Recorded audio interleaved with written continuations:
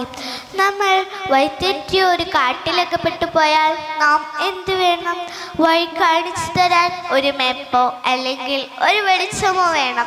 നമ്മുടെ ജീവിതമാകുന്ന യാത്രയിൽ വഴിതെറ്റാതെ നടക്കാൻ അള്ളാഹു നൽകിയ വെളിച്ചമാണ് വിശുദ്ധ ഖുർആൻ. വിശുദ്ധ ഖുർആൻ ഇസ്ലാമിൻ്റെ പരിശുദ്ധ ഗ്രന്ഥമാണ്.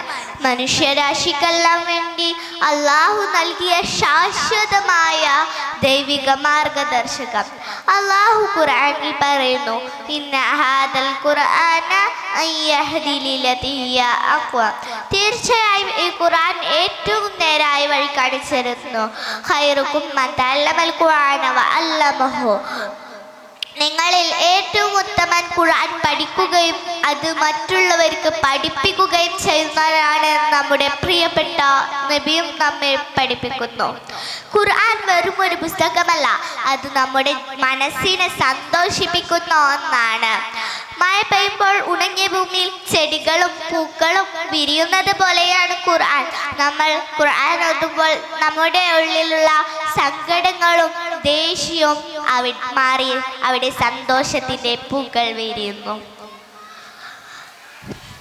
നക്ഷത്രങ്ങളെ കുറിച്ചും കടലുകളെ കുറിച്ചും ഉറുമ്പുകളെ കുറിച്ചും തേനീച്ചകളെ കുറിച്ചും ഒക്കെയുള്ള അത്ഭുത അറിവുകൾ ഖുർആനിലുണ്ട്. സനുരീഹിം ആയാതിനാ ഫീ ആഫാഖിഹിയ അഖ്വം. തീർച്ചയായും ലോകത്തുള്ള സകല അറിവുകളുടെയും താക്കോലാണ് വിശുദ്ധ ഖുർആൻ. വിശുദ്ധ ഖുർആൻ ഇസ്ലാമിൻ്റെ പരിശുദ്ധ ഗ്രന്ഥം. അള്ളാഹു നമ്മെ ഖുർആൻ സ്വയം തിരിച്ചറിയാൻ പഠിപ്പിക്കുന്നു. നാം ആരാണ്? ഈ ജീവിതത്തിൻ്റെ ലക്ഷ്യം എന്താണ്? നന്മയും തിന്മയും തമ്മിലുള്ള വ്യത്യാസം എന്താണ്? ഇത്തരം ചോദ്യങ്ങൾക്കെല്ലാം ഖുർആൻ വ്യക്തമായ ഉത്തരങ്ങൾ നൽകുന്നു.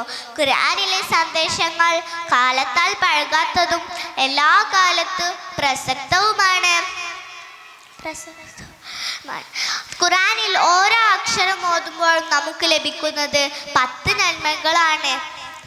നമ്മൾ അലിഫ് ലാം മീം എന്ന് ചൊല്ലുമ്പോൾ നമുക്ക് 30 നന്മകൾ ലഭിക്കുന്നു. എത്ര വലിയ അനുഗ്രഹമാണല്ലേ ഇത്! നമ്മുടെ സങ്കടങ്ങൾ മാറാനും പേടിയില്ലാതാക്കാനും ഖുർആൻ ഓതുന്നത് നമ്മെ സഹായിക്കുന്നു. അതുകൊണ്ട് നമുക്ക് എന്നും ഖുർആൻ ഓതാം. ഖുർആനെ സ്നേഹിക്കുന്ന നല്ല കുട്ടികളായി വളരാം. ഖുർആൻ കൈകളിൽ മാത്രമല്ല, അത് നമ്മുടെ ഹൃദയത്തിലും ജീവിതത്തിലും ജീവിക്കണം. നന്ദി. അസ്സലാമു അലൈക്കും.